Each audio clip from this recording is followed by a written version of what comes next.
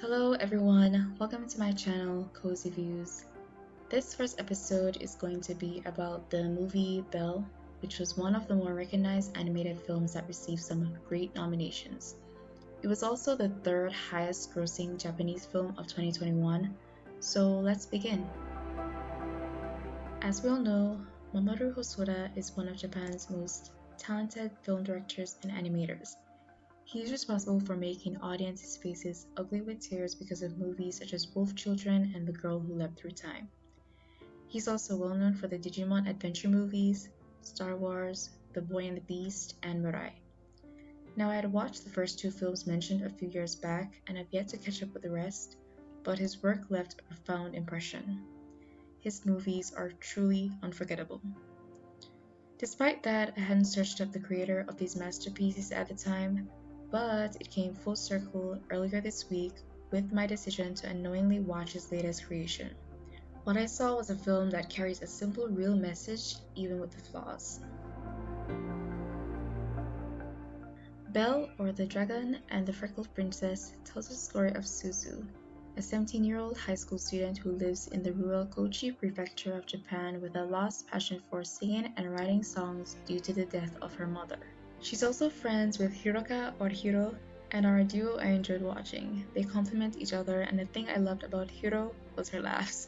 Other classmates involved in Suzu's story are the handsome and grounded Shinobu, Kamishin, who definitely needs his own movie, and Ruka, her popular class leader. We also have Suzu's dad and her mom's old friends who practice Christmas carols during summer. Hiro sends a link to Suzu, who signs into a virtual metaverse known as You, which creates an elegant avatar based on her appearance from a recent photo. It resembles a freckled Ruka instead of herself, and she hesitates but ultimately decides to name her Belle, the English translation of her own name. After logging into You, she becomes capable of singing again. With the assistance of Hiro, who has appointed herself as Suzu's manager and producer, she becomes famous and others begin to call her Belle with an E because of her beauty. She later meets the Beast, an infamously strong and near unbeatable avatar who is pursued by a vigilante group called the Justices, led by the self-righteous Justin, who accuses him of disturbing the peace.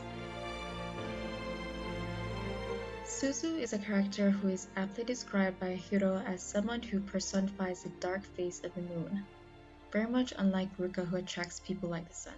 Music was a medium which connected her closely with her mother, and since Suzu struggled with feelings of abandonment, it became difficult to enjoy something she once loved. The Beast also has struggles which are seen through the scars on his back that reflect his user's condition. This connection between what we see on the internet and reality is what Mamoru Hosoda wanted to explore. This movie has themes like the Dance in the Beast's Castle, Angel's Garden of Secret Roses, and Belle's Name, which make it clear that there is heavy amounts of inspiration coming from Disney's classic Beauty and the Beast. This piqued my curiosity, and I wanted to know more about his choice for using this particular film. In an interview for the New York Film Festival, which I'll leave a link to below, he shared that when first watching the movie, he was still new in the animation industry and had some doubts about his choice. However, he decided to continue with this path after watching the work of Disney, and Belle is his tribute to this story. So why did Mr. Hosoda wait so long to do this? In response, he said, quote, "I think the story of Beauty and the Beast is something that almost requires kind of constant updating in accordance with the time and era. The original story being in 18th century France, I think there was a much different image of femininity as well as the relationship between men and women.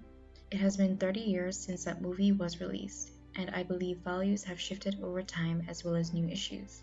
I thought perhaps we can kind of reevaluate our social climate through this lens of Beauty and the Beast and see what values have changed since 18th century France and what hasn't changed. I thought that was an interesting thing to explore." End quote. He also explained that the Beast was a character that he liked because of the contrast between his rough exterior and his wounded heart. In Belle, he connects this to our modern age, whereas internet users, we have a different appearance online in comparison to our true selves, which can be very striking. For Suzu, he wanted to show there was more nuance to her personality than just a one-dimensional, shy and quiet girl who lives in the outskirts of a dying village. So the internet gives Suzu Belle, her medium for expression to show her talent. The main dynamic is uncovering the person behind the avatar in the virtual world of you, and Suzu's increased involvement with the beast gets to the point where it impacts the characters in their real world. The audience then gets to see how this experience with the beast helps Suzu to understand her mother's selfless act. Watching Belle was interesting for me because I enjoyed the characters and it felt as if Suzu and her friends were familiar faces. The trials of Suzu and the Beast are also ones which viewers can connect to, and Hosoda's parallels with Beauty and the Beast fit with his goal. He and his team were able to connect it to the technological age in a way that blended very well. The voice acting, singing, and soundtrack were also some of the best elements.